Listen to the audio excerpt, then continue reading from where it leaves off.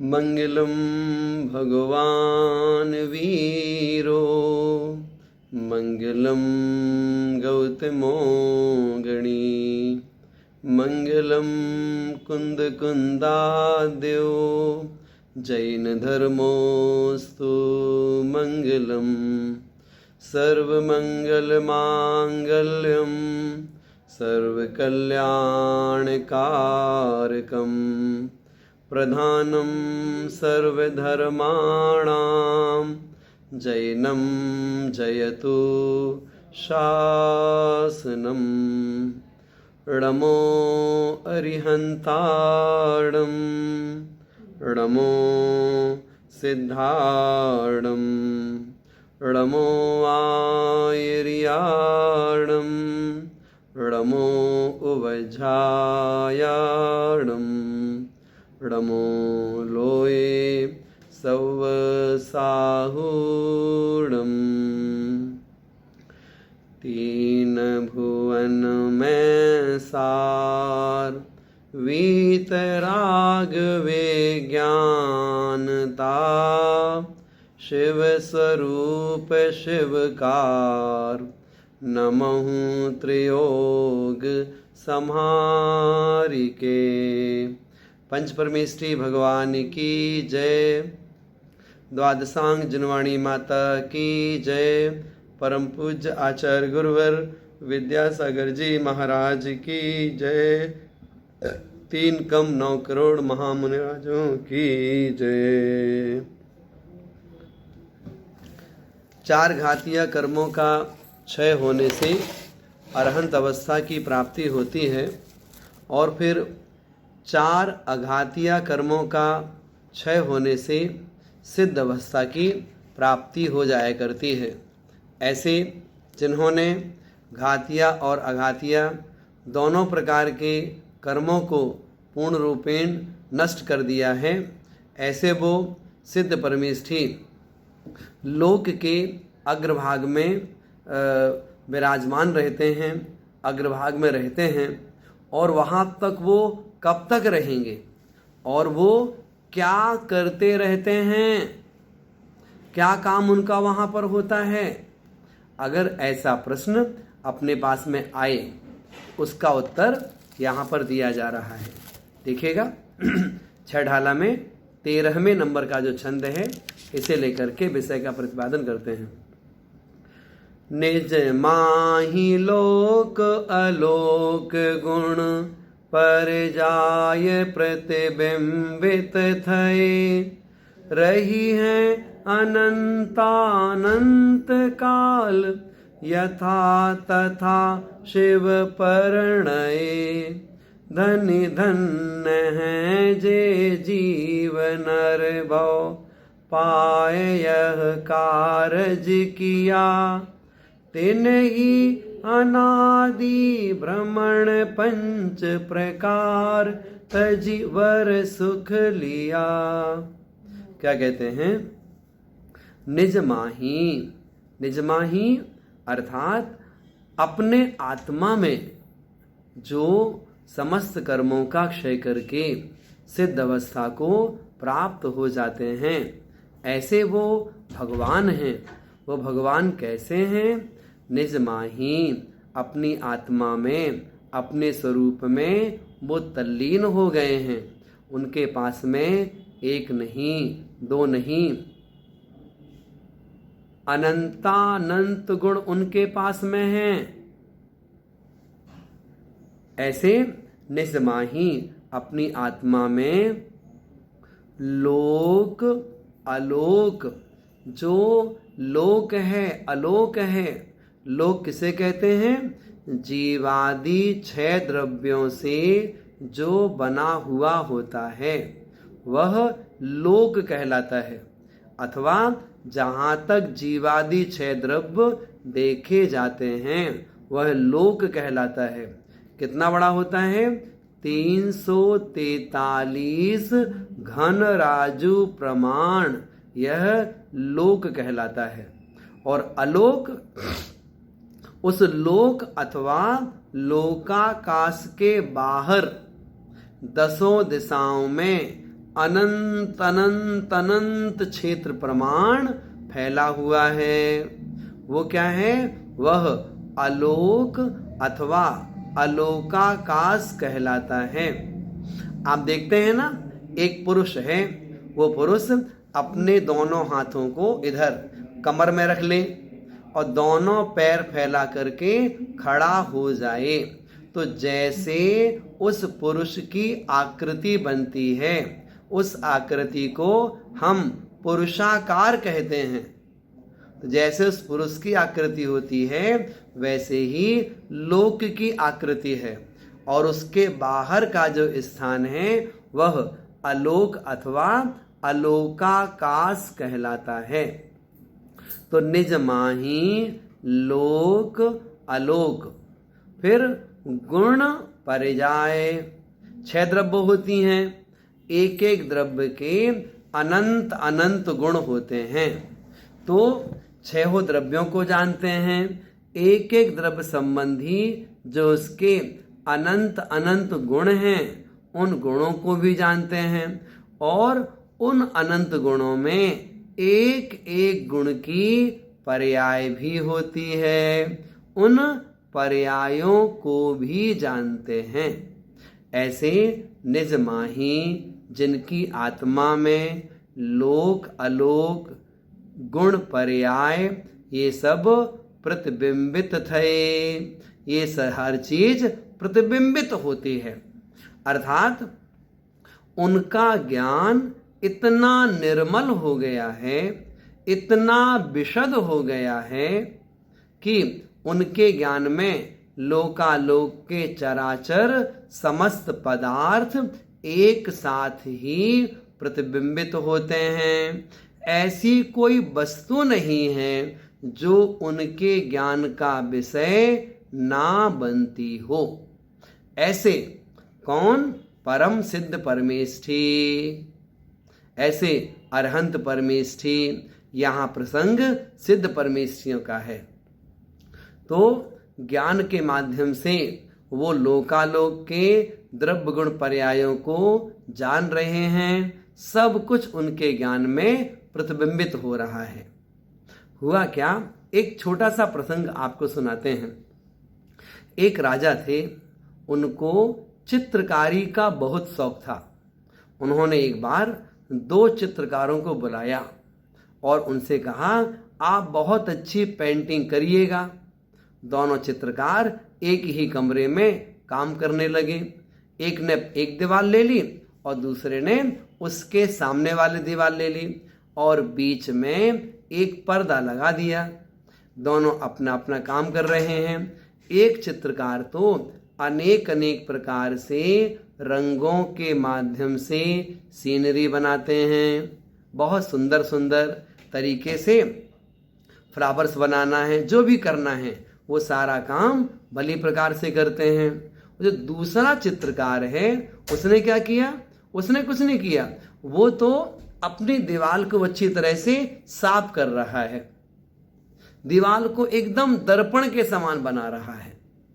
राजा आता है, देखता है ये दीवार वाला, ये चित्रकार जो है ये बहुत अच्छी तरह सीनरी बनाता है, बड़ा अच्छा लग रहा है। और दूसरा चित्रकार जो है वो कुछ काम नहीं करता, वो तो केवल दीवार ही साफ करता चला जाता है। 7 दिन पूरे हो गए। राजा ने कहा, अब भाई दिखाइए आपने क्या काम किया है। पहला चित्रकार जिसने बहुत अच्छे चित्र बनाए थे, तो उसको तो राजा बड़ा खुश होता है, कहता अरे वाह बहुत आनंद आया। अब दूसरे के पास जाते हैं, तो दूसरे चित्रकार ने अपनी दीवार को एकदम साफ कर दिया था। उस दीवार में कोई गंदगी नहीं, कोई कील नहीं लगाई, कोई रंग नहीं लगाया, है ना, एकदम दीवार को साफ सुथरा कर दिया। और जैसे ही बीच का पर्दा अलग होता है, वैसे ही दूसरे चित्रकार ने जो चित्र बनाया था वो सारा दृश्य उसके सामने भी झलकने लगता है। मतलब क्या?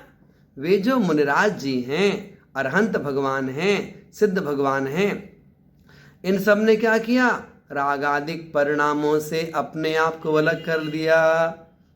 आत्मा कैसी होती जा रही है? आत्मा अत्यंत निर्मल, अत्यंत पवित्र होती चली जाती है और उस पवित्र आत्मा में जो ज्ञान आदि गुण हैं वे सब स्पष्ट होते चले जाते हैं। तो उनके केवल ज्ञान में लोकालोक के चराचर समस्त पदार्थ प्रतिबिंबित हो रहे हैं। क्या हो रहे हैं? प्रतिबिंबित हो रहे हैं। क्या वो सिद्ध परमेष्ठी कुछ जानने की इच्छा रखते हैं क्या? कुछ भी जानने की इच्छा नहीं रखते। उनका ज्ञान अपने आप में इतना स्पष्ट और विशद हो गया है। ऐसे जो सिद्ध भगवान हैं उन्हें अपने ज्ञान का ही आनंद आनंद आनंद आता रहता है। कैसे आता रहता है? लोकालोक के सभी पदार्थ प्रति समय परिणमनशील हैं ही, तो पदार्थों का परिणमन हो रहा है, उनके ज्ञान में भी परिणमन हो रहा है। वो जो ज्ञान का परिणमन उनके चल रहा है उसी का आनंद उनको आता रहता है। क्यों? प्रति समय नया नया पदार्थ सामने आता है तो उन्हें उसका आनंद आता रहता है। ऐसे करके यदि हम विचार करें तो क्या लिखा? निज माही लोक अलोक गुण पर्याय प्रतिबिंबित थे। प्रतिबिंबित होते हैं अर्थात झलकने लगते हैं। अब बताइए हमें कब तक रहेंगे वहां पर? रही हैं अनंतानंत काल। अनंतानंत काल तक रहेंगे, उसके बाद लौट आएंगे क्या? नहीं। अनंतानंत काल कहने का मतलब है कभी नहीं। अनंत में अनंत का अनंत बार गुणा कर दीजिए, उतना भी काल बीत जाए, कितना ही काल बीत जाए, एक बार कोई सिद्ध अवस्था की प्राप्ति कर लेता है तो लौट कर संसार में नहीं आता है। ऐसा आगम का नियम है। रत्नकर्णक श्रावकाचार में आचार्य समंत भद्र स्वामी जी ने इस बात को लिखा है। वे कहते हैं तीनों लोकों को संभ्रांत करने वाला, तीनों लोकों को उलट पुलट कर देने वाला यदि कोई भूकंप भी क्यों ना आ जाए, उसके बावजूद भी सिद्ध परमेष्ठियों को अपने स्थान से कोई हटा नहीं सकता है। वे तो वहीं पर रहे आएंगे। रही हैं अनंतानंत काल। यथा मतलब जैसे ही वो सिद्ध अवस्था को प्राप्त हुए हैं तथा वैसे ही शिव परिणये अर्थात मोक्ष रूप ही हो गए हैं। अब वहां से लौट के आने वाले नहीं हैं। मतलब शिव परिणये जब से मोक्ष गए हैं तब से वो वहीं रहेंगे, लौट करके नहीं आएंगे। दो स्थान ऐसे हैं जहां पर जीव रहता है सबसे ज्यादा, या तो वो नित्यनिगोद में है या फिर वो सिद्ध अवस्था में है। अनादिकाल से अनंत समय नित्यनिगोद में बीता और सिद्ध बन गए तो आगे आने वाला अनंत अनंत अनंत जितना भी काल होगा वो जीव सिद्ध अवस्था में ही रहेंगे। संसार में लौटकर क्यों नहीं आएंगे? संसार में लौटकर आने का कारण तो होना चाहिए। संसार में रहने का कारण क्या है? कषाय है और योग है। उनके पास कषाय भाव है क्या? नहीं है। उनके पास में मन वचन काय रूप योग है क्या? योग भी नहीं है।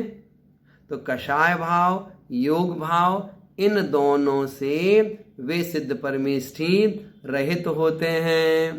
तो रहित होने के कारण से लौटकर संसार में नहीं आएंगे। ये विषय यहाँ पर सीखने का है। तो रही हैं अनंतानंत काल यथा तथा शिव परिणये। जब से मोक्ष गए वहीं रहेंगे।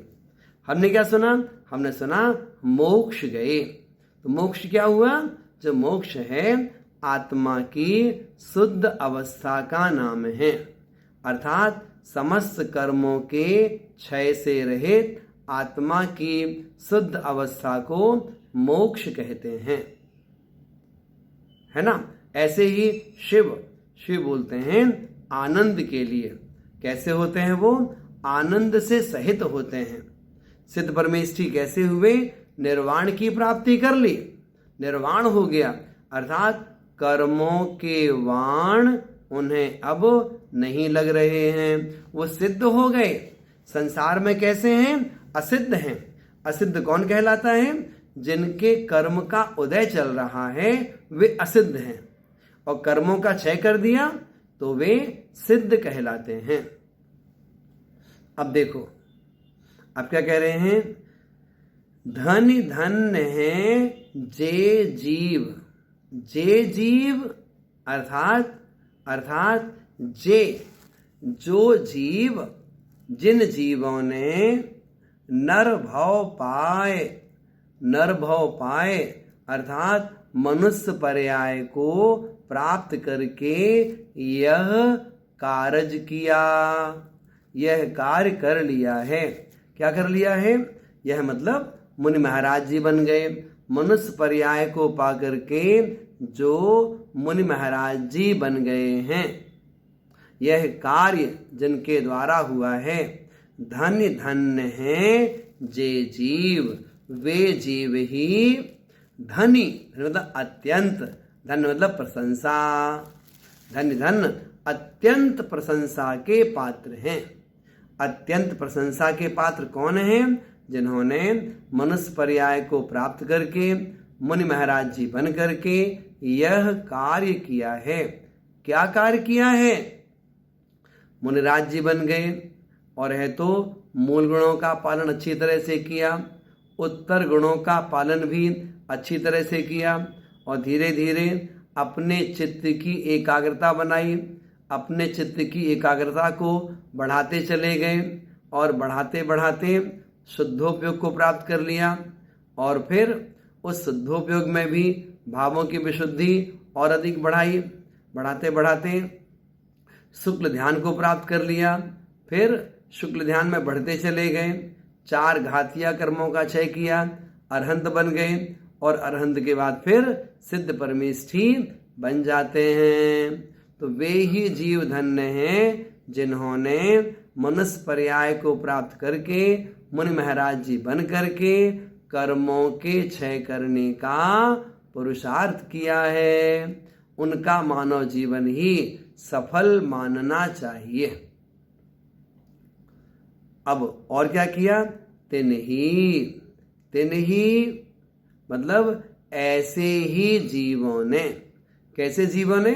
जो मुनिराज जी बन गए, जिन्होंने घातिया कर्मों का क्षय करके अरहंत अवस्था की प्राप्ति की, जिन्होंने सिद्ध अवस्था की प्राप्ति की, वो ही जीव धन्य हैं। तिन ही उन्हीं जीवों ने अनादि भ्रमण, अनादिकाल से भ्रमण संसार की भटकना को, जो संसार में भटक रहे हैं, अनादि भ्रमण, अनादिकाल से संसार में जो भ्रमण कर रहे हैं। तो ऐसा भ्रमण कैसा है?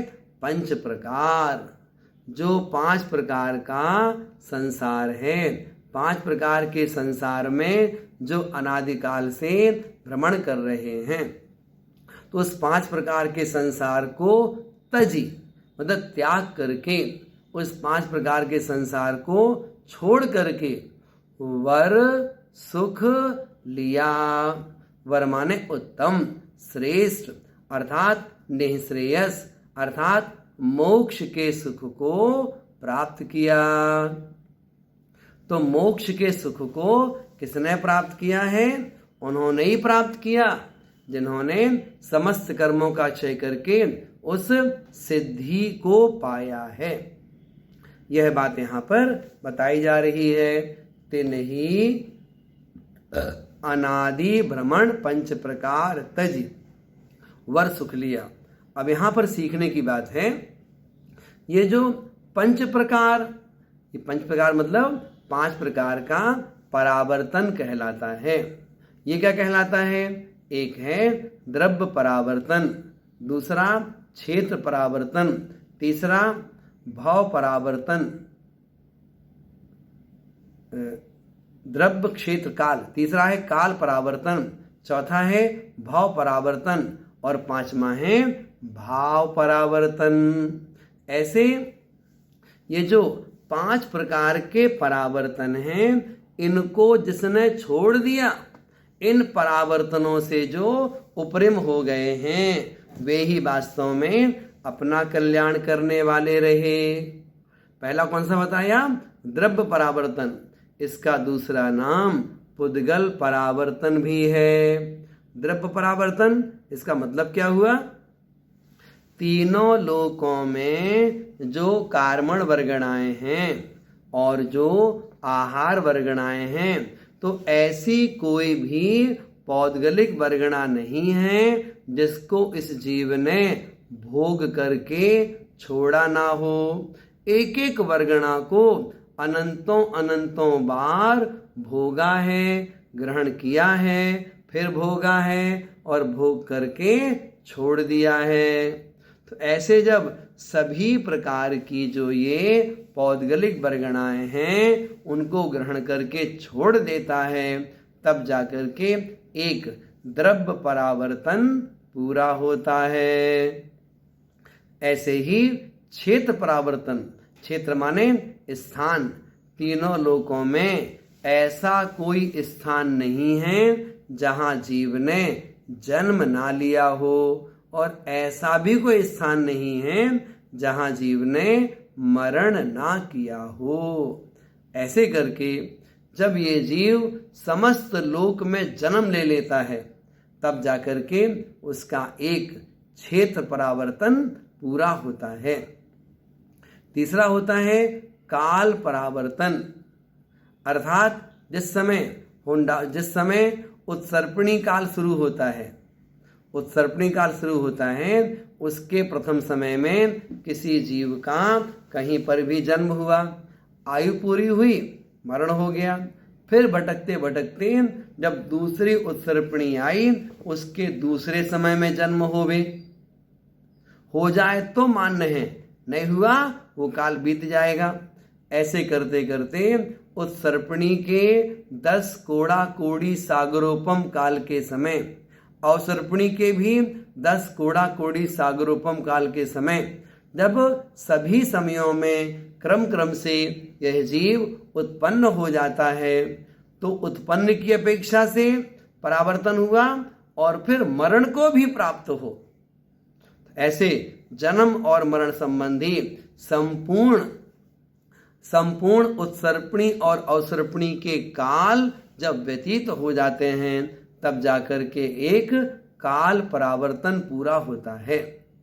इसी प्रकार से भाव परावर्तन, भाव मतलब पर्याय, अर्थात जो 4 गतियां होती हैं, इन 4 गतियों में जघन्य से लेकर उत्कृष्ट तक जहां जितनी आयु होती है, तो सभी प्रकार की आयु को ये जीव प्राप्त हो। केवल इतना है, देवगति में 31 सागरोपम तक की आयु ग्रहण करिएगा, इससे ऊपर के नहीं, क्योंकि मिथ्या दृष्टि जीवों की अपेक्षा से ही पंच परावर्तन का प्रसंग बताया जाता है। सम्यक दृष्टि जीव पंच परावर्तन नहीं करता है। यदि आपने एक भी बार सम्यक्त प्राप्त कर लिया होगा, इस संसार में भटकते हुए किसी भी पर्याय में कर लिया होगा, तो फिर वो जीव भविष्य में नियम से निर्वाण को प्राप्त तो होगा ही होगा। इस प्रकार से यहाँ पर समझना चाहिए। क्या बता दिया गया कि भाव परावर्तन में चारों गतियों में जघन्य से लेकर उत्कृष्ट तक जो आयु होती है, सभी आयु को इस जीव ने क्रम क्रम से प्राप्त किया।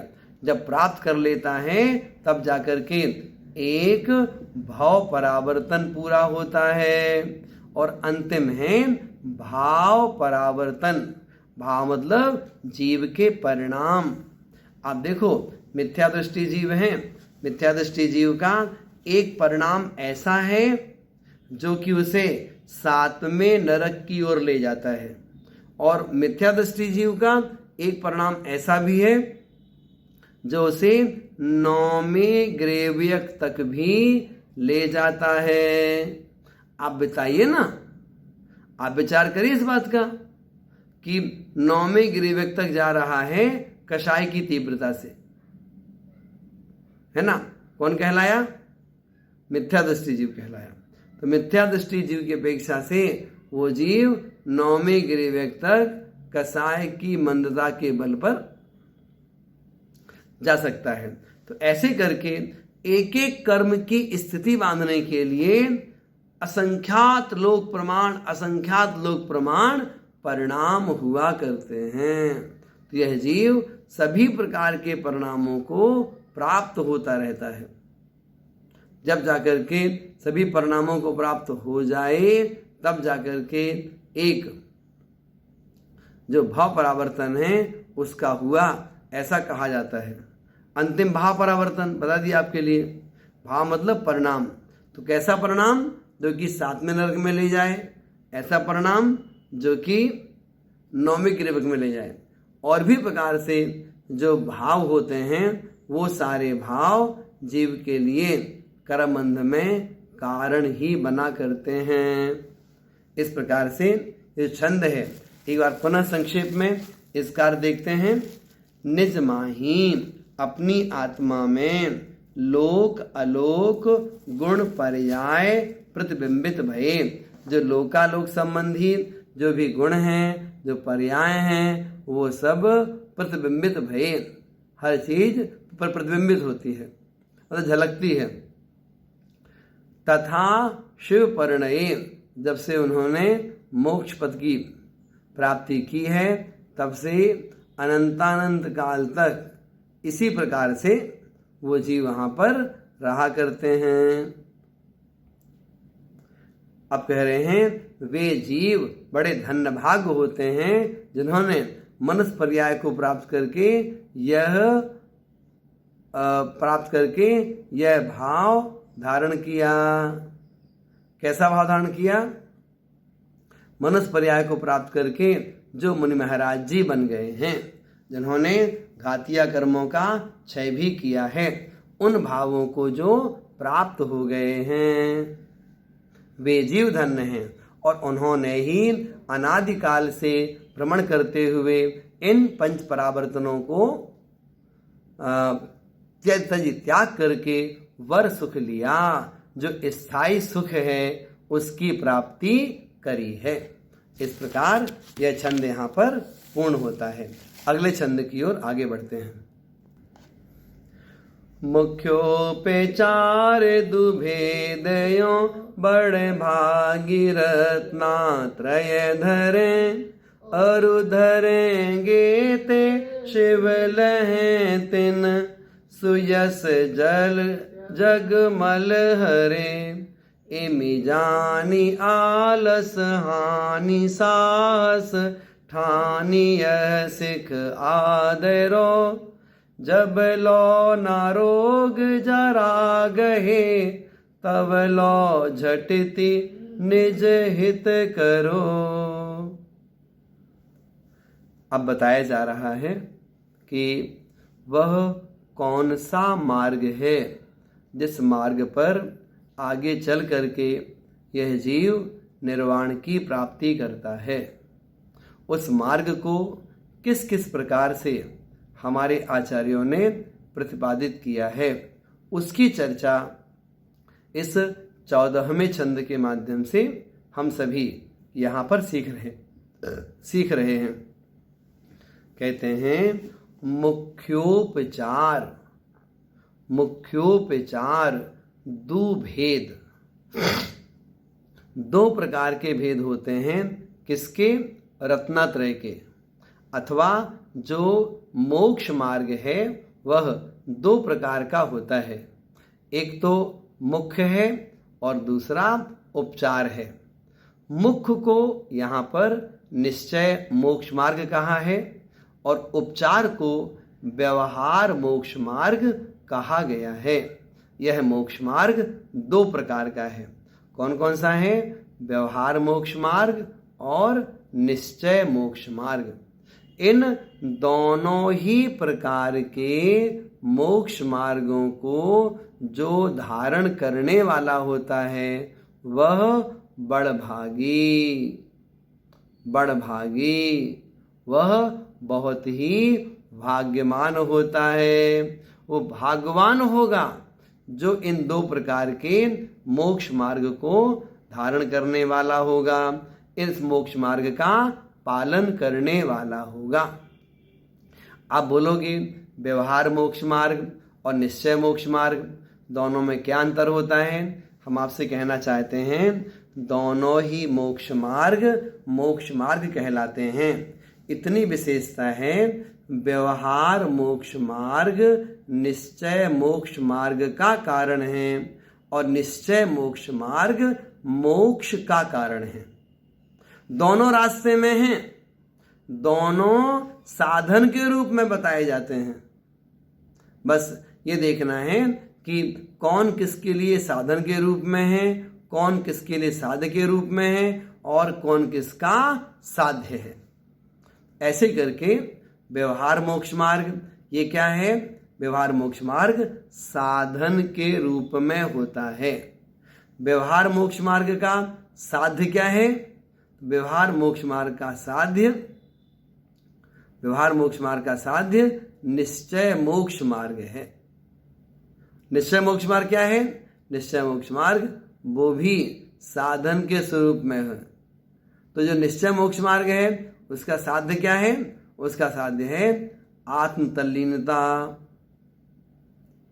शांत चित्त।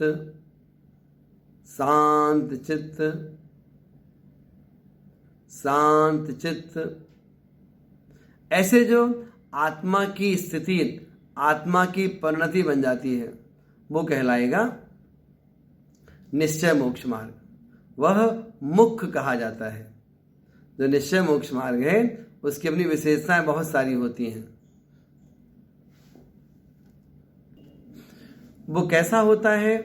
तो कहते हैं वे मुनिराज जी जब कभी सामायिक काल में बैठे और पूरी तरह से आत्मस्थ हो जाते हैं, उन मुनिराज के अंदर जो रागादिक परिणाम शून्य हो जाता है, ऐसी जो उनकी अवस्था बनती है उसे हम निश्चय मोक्ष मार्ग कहते हैं। वह जो निश्चय मोक्ष मार्ग है वह ही मोक्ष के लिए कारण बनता है। और जो उपचार के रूप में है वह तो व्यवहार मोक्ष मार्ग कहलाता है।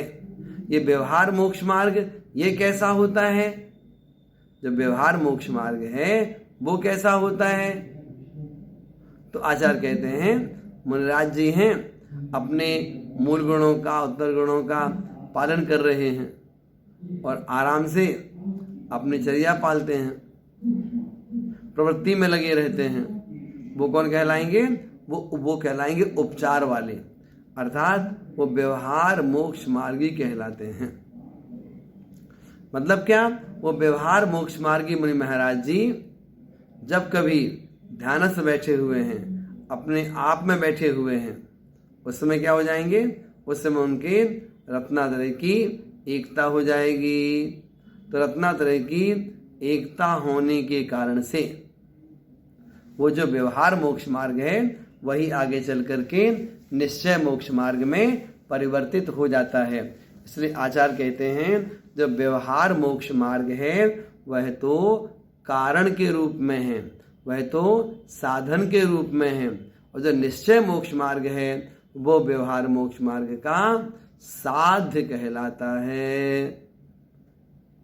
तो ऐसे करके पहली पंक्ति के बारे में हमने कहा कि मुख्योपचार दुभेदयों बड़भागी रत्नात्रय धरे।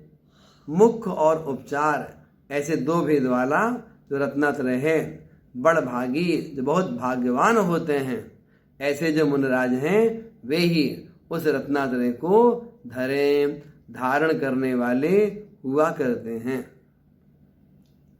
अब देखो दूसरी पंक्ति, अरु धरेंगे, धारण करने वाले तो होते ही होते हैं, अपनी बात भी कर रहे हैं। क्या? अरु धरेंगे, जो जो लोग भी इस मोक्ष मार्ग को धारण करेंगे, अर्थात धर्म के मार्ग में आगे बढ़ेंगे। ते शिव लहें, वे सारे जीव नियम से, वो सारे जीव नियम से शिव लहें, जो धारण करते हैं, ते शिव लहें, वे ही निर्वाण की प्राप्ति करेंगे। आप बताइए ना, जब आप रास्ते में चलेंगे, जब रास्ते में चलेंगे तब तो मंजिल तक पहुंचेंगे। आप बोलो हमें तो चलना ही नहीं है, जब घर से बाहर नहीं निकलना है तो क्या स्टेशन पहुंच पाओगे, क्या दूसरे शहर में पहुंच पाओगे? कहीं नहीं पहुंच पाएंगे। उसी प्रकार यहां समझिएगा, जो व्यवहार मोक्ष मार्ग है, व्यवहार मोक्ष मार्ग कैसा है? तो व्यवहार जो मोक्ष मार्ग है ये तो पत्थर पर चलने की तरह है, मिट्टी पर चलने की तरह है, घास फूस की तरह होता है। क्या? व्यवहार मोक्ष मार्ग। जैसे आप अपने घर से निकले, है ना, गांव में घर आपका है, घर से निकले, कच्ची सड़क है, गाड़ी लेकर निकले हैं, कच्चे कच्चे रास्ते हैं, कहीं पत्थर पड़ा हुआ है, कहीं गिट्टी पड़ी हुई है, कहीं गड्ढे हैं। तो व्यवहार मोक्ष मार्ग तो इसी प्रकार का है, जहां पर बहुत परिश्रम करना पड़ता है, केश लंचन भी करना पड़ेगा, एकासन भी करना पड़ेगा, उपवास भी करना होगा, इसके साथ साथ में पैदल विहार भी करना होगा, दिगंबर रहना होगा, ठंडी गर्मी सहन करनी पड़ेगी। तो बहुत कठिनाई व्यवहार मोक्ष मार्ग में है। लेकिन जब हम निश्चय मोक्ष मार्ग की बात करेंगे, विषय बदल जाएगा। उसमें क्या है? अब वो जो सड़क, जो हमारी गाड़ी अभी तक कच्चे रास्ते में चल रही थी, वह गाड़ी अब हाईवे में आ गई। अब क्या है? अब स्पीड ब्रेकर भी नहीं आएगा, आप चलते जाइए, एक्सप्रेस है ये तो बिल्कुल, ये रास्ता सीधे यहां से प्रारंभ होगा तो कहो तो सूरत से बड़ौदरा, सूरत से हिम्मतनगर, कहीं कुछ नहीं, गाड़ी सीधी चलती चली जाएगी। तो ऐसे करके ये चीज यहां पर समझनी चाहिए। इस प्रकार मुख्योपचार दुभेदयों, निश्चय और व्यवहार रूप से जो मोक्ष मार्ग है, बड़भागी जो भाग्यवान है वे ही इसको धारण करने वाले होते हैं। अरु धरेंगे, जो भविष्य में भी धारण करेंगे, ते शिव लहें, वो मोक्ष को प्राप्त होंगे। तेन सुजस, तेन सुजस, उनका जो सुजस है, सुजस जल मतलब कीर्ति रूपी जल है, वह जग मल हरे, संसार रूपी मैल को हरे, नष्ट करता है। उनका सुकीर्ति रूपी जल संसार रूपी मैल को नष्ट करता है। इस प्रकार से जो मोक्ष मार्ग है उसकी चर्चा यहाँ पर स्पष्ट की गई है। दौलत राम जी ने इतना सारा विषय बताने के बाद में अब थोड़ा शिक्षा दी है। किसके लिए? सभी पीढ़ी में रहने वाले जो लोग हैं, चाहे वो युवा वर्ग हों, चाहे वो प्रौढ़ हों, चाहे वो और उम्र वाले हों, चाहे वृद्ध हों, सबके लिए यहाँ पर दौलत राम जी ने शिक्षा दी। उस शिक्षा में ये क्या कहना चाहते हैं देखिएगा, इमी जानी, इस प्रकार से जान करके, आप सोचो इस प्रकार जानकर तो क्या जानने की आप बात कर रहे हैं? हम सब बता रहे हैं। पहली ढाल में जो संसार का दुख बताया, दूसरी ढाल में संसार के दुख के कारण बताए, तीसरी ढाल से संसार से पार उतरने के लिए सम्यक दर्शन को नौका बताया, चौथी ढाल में सम्यक ज्ञान का स्वरूप बताया, और है तो श्रावकों के 12 व्रतों का वर्णन किया, पांचवी ढाल में 12 भावनाओं की चर्चा की, छठवीं ढाल में जो 3 कम 9 करोड़ मुनराज होते हैं उन सब के बारे में कह दिया। मतलब मुनराज के बारे में भी कह दिया, मुनराजों के निश्चय व्यवहार मोक्ष मार्ग के बारे में कह दिया, अरहंतों के बारे में कह दिया, सिद्ध भगवान के बारे में कह दिया। तो सबके बारे में कह दिया। तो इम जानी, इस प्रकार से जान करके, आलस हानि, आलस को दूर करके। आलस मतलब क्या? आलस मतलब प्रमाद, है ना। धर्म करने के नाम पे प्रमाद आ जाता है। टीवी देखना हो, प्रमाद नहीं आएगा, आराम से 2 घंटे बैठे रहेंगे और उसी में आंखें गड़ाए रहेंगे। भोजन करने में प्रमाद नहीं आता, खाने पीने में प्रमाद नहीं आता, कहीं बैठना लोगों के पास में और बातें करा लो सारी दुनिया की, उसमें प्रमाद नहीं आता। और है तो धर्म की बात सुनने का मौका मिले तो प्रमाद आने लगता है ना। अभी विकथाओं की चर्चा शुरू हो जाए तो सारे दिन बैठकर विकथाएं करते रहेंगे, सारे दिन बैठ करके दुनिया जहान की नेतागिरी की बातें करते रहेंगे, क्रिकेट मैच की बातें करते रहेंगे, घर परिवार की बातें करते रहेंगे, दूसरों की निंदा प्रशंसा की बातें करते रहेंगे। और है तो धर्म की बात आए, थोड़ा सिद्धांत बताने लगे, गुण स्थान बताने लगे तो फिर हमें नींद आने लगती है। चलो पाठ कर लें थोड़ा सा, नहीं करना, क्यों? आलस आ गया, दूसरा काम करना है। तो ऐसे करके यहां पर दौलत राम जी समझा रहे हैं, इम जानी, इस प्रकार से जान करके, आलस हानि, हानि माने दूर करके, आलस की हानि कर दो, मतलब आलस को छोड़ दो। आलस हानि क्या करो? साहस ठानी, साहस माने हिम्मत, ठानी माने करके, हिम्मत करके, यह सिख आदरो, यह शिक्षा आदरो मतलब ग्रहण करो, ये शिक्षा आप ग्रहण कर लीजिए। इम जानी, इस प्रकार से जानकर, आलस हानि, आलस को दूर कर, साहस ठानी, साहस करके, यह सिख आदरो, यह शिक्षा ग्रहण करो। क्या ग्रहण करें? जब लो ना रोग जरा गहे, जब लो, जब तक रोग, और जरा मतलब बुढ़ापा, जरा समझते ना, जब बहुत सारा जीवन जी लिया हमने, बहुत सारा जीवन जीने के बाद जब जरा सा जीवन बचता है, थोड़ा सा जीवन और बचता है, उसे बोलते हैं जरा, उसे बोलते हैं बुढ़ापा। तो जब लोना रोग जरा गहे, तब तक, जब तक हमें रोग और बुढ़ापा ग्रहण नहीं कर लेते, उसके पहले ही, तब लो, उसके पहले ही, झटिति, झटिति मतलब जल्दी ही, शीघ्र ही, निज हित करो, निज हित करो, निज मतलब अपना, हित माने कल्याण करो, अपनी आत्मा का कल्याण कर लो, अपनी आत्मा की भलाई कर लेना चाहिए। मतलब क्या? वास्तव में कहा जाए, धर्म ध्यान उत्साह पूर्वक कौन कर सकता है? तो जो जीव शरीर से स्वस्थ रहता है, उठना बैठना है, चलना फिरना है, खाना पीना है, जो भी करना उसको, जो अच्छी तरह से सारा कर लेता है, वास्तविकता में धर्म तो वही कर पाता है। उम्र बढ़ने लगी, अब घुटनों में भी दर्द होने लगा है, अब कमर भी दुखने लगी है ना, और है तो आंखों से दिखना भी कम हो गया है, अब धर्म कर ले। तो क्या हुआ? उम्र बढ़ने के बाद में धर्म हो तो जाएगा, लेकिन धर्म के प्रति जो उत्साह और आदर होना चाहिए, वो आदर नहीं आ पाता।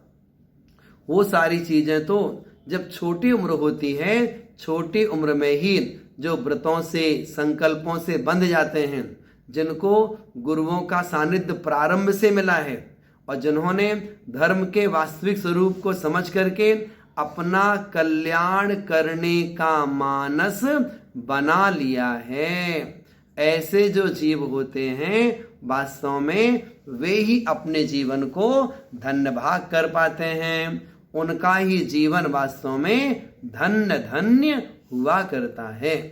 तो कहते हैं, इम जानी, इस प्रकार से जानकर, आलस हानि, आलस को छोड़कर, साहस ठानी, साहस करके, यह सिख आदरो, यह शिक्षा ग्रहण करो।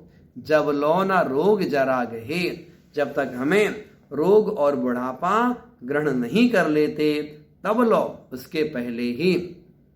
झटिति शीघ्र ही निज हित करो, अपनी आत्मा का कल्याण कर लो, अपने आत्मा की भलाई कर लीजिएगा।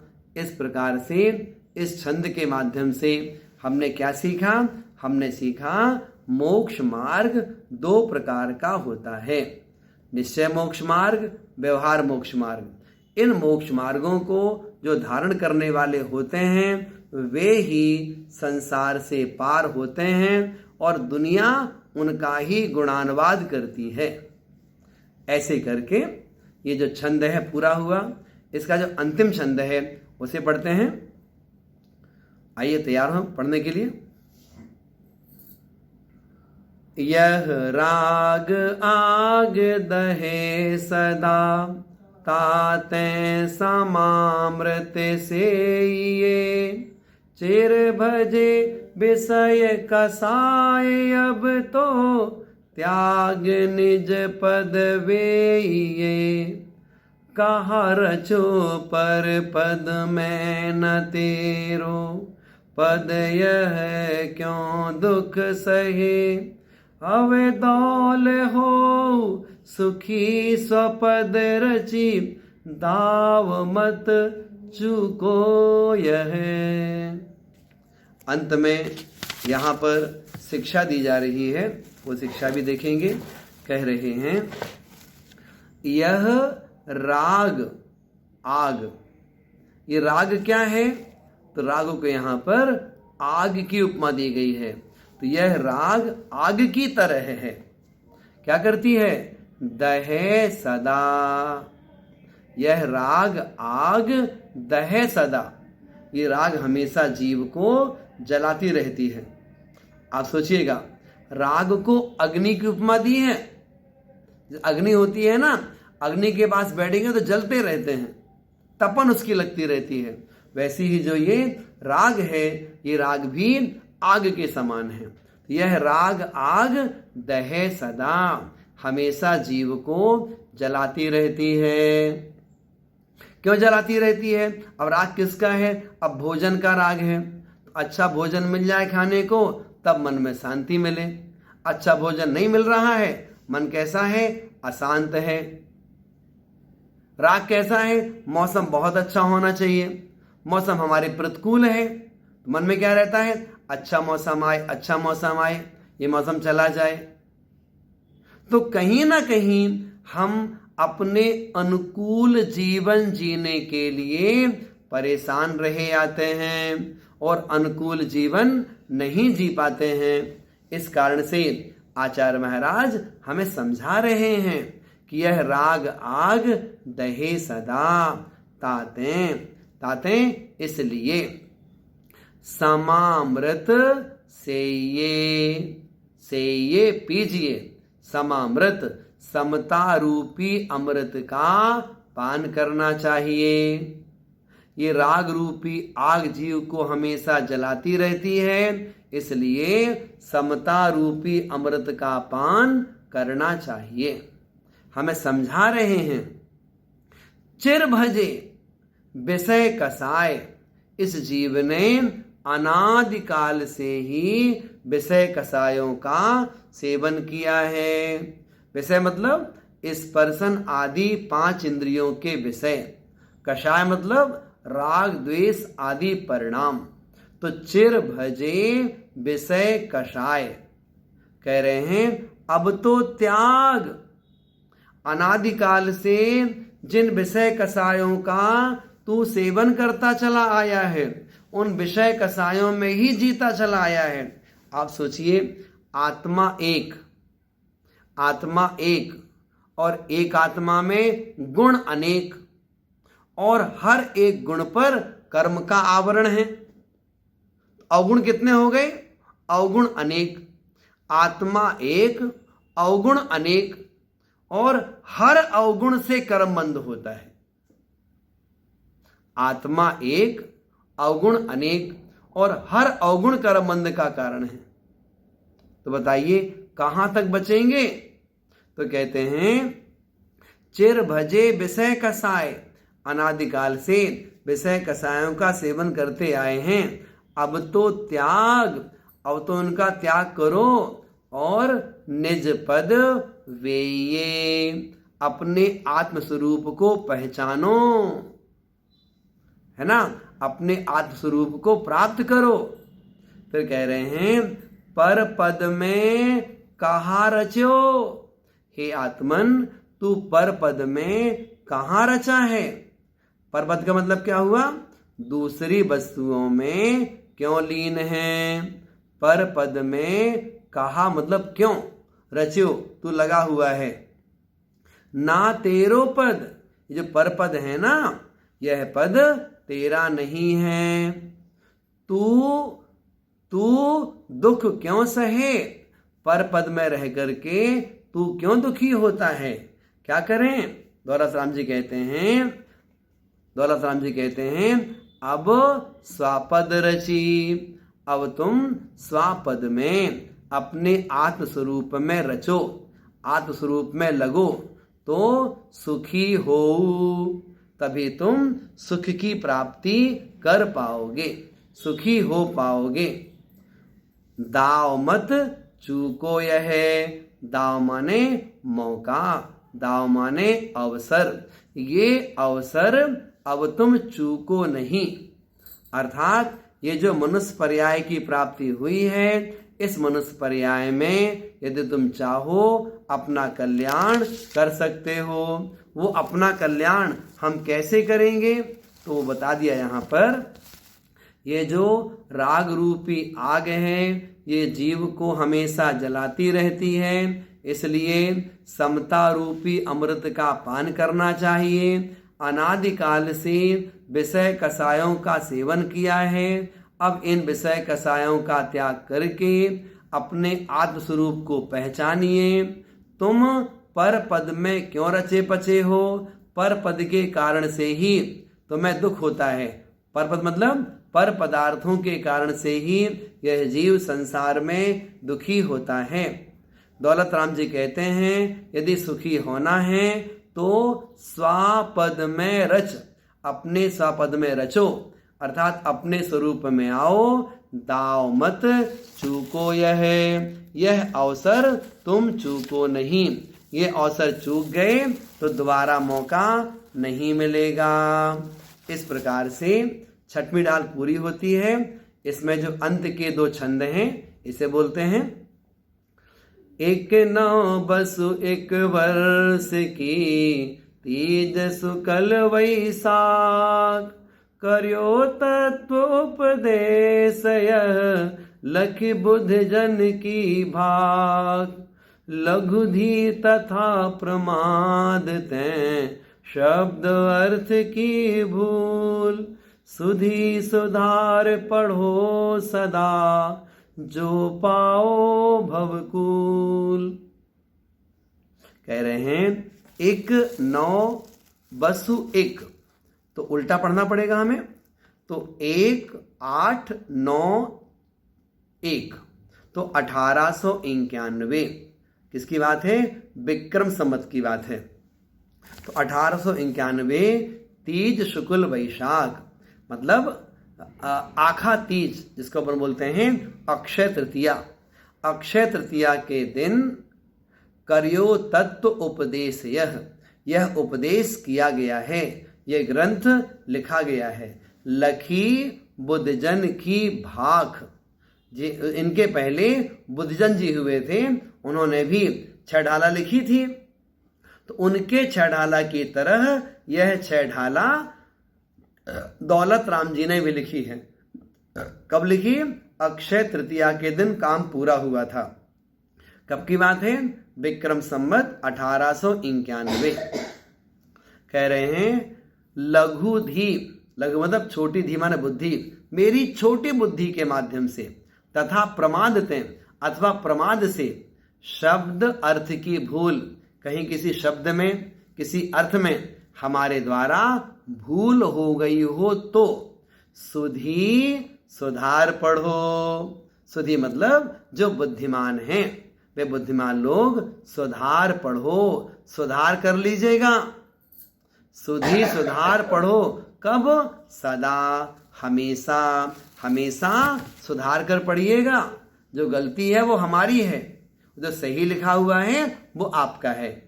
सुधी सुधार पढ़ो सदा, जो पाओ भवकूल। कूल मतलब किनारा, भव माने संसार। यदि आप संसार का किनारा पाना चाहते हो तो सुधार करके अच्छी तरह से इसे आप पढ़ो, तभी तुम्हारा कल्याण होगा, संसार से पार हो पाओगे। इस प्रकार से ये ग्रंथ यहाँ पर पूरा हुआ है। कल से अपन 2 दिन और नई चीज सीखेंगे, उसके बारे में आपको कल पुनः बताया जाएगा। आइए मार्जनवाणी की स्तुति करते हैं। बोधि समाधि परिणाम शुद्धि स्वात्मोपलब्धि शिव सौख्य सिद्धि चिंतामणिं चिंतित वस्तुदाने त्वां वन्द्यमानस्य ममास्तु देवी। 9 बार नमोकार मंत्र का स्मरण कीजिएगा।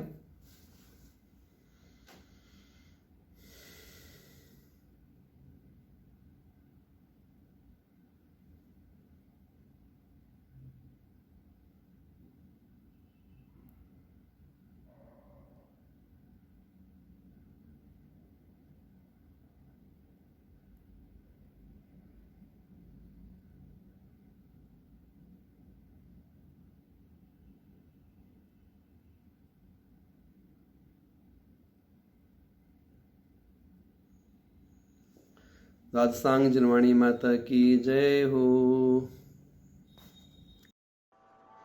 अब हम जिनवाणी स्तुति करेंगे। मिथ्यात्म नाश वे को ज्ञान के प्रकाश वे को आपा पर भास वे को भानु सीमा खानी है। छहो द्रव्य जान वे को बंध विधि मान वे को स्वपर पहचान वे को परम प्रमाणी है।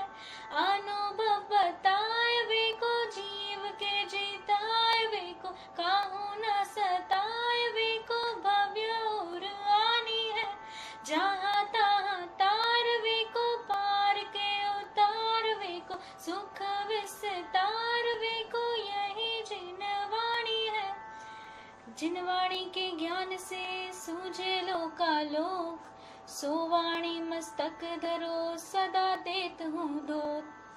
हे जिनवाणी भारती तो ही जपो दिन चैन जो तेरी शरण गए सो पावे सुख चैन। अब हम शांति पूर्वक 9 बार नमोकार मंत्र के जाप करेंगे।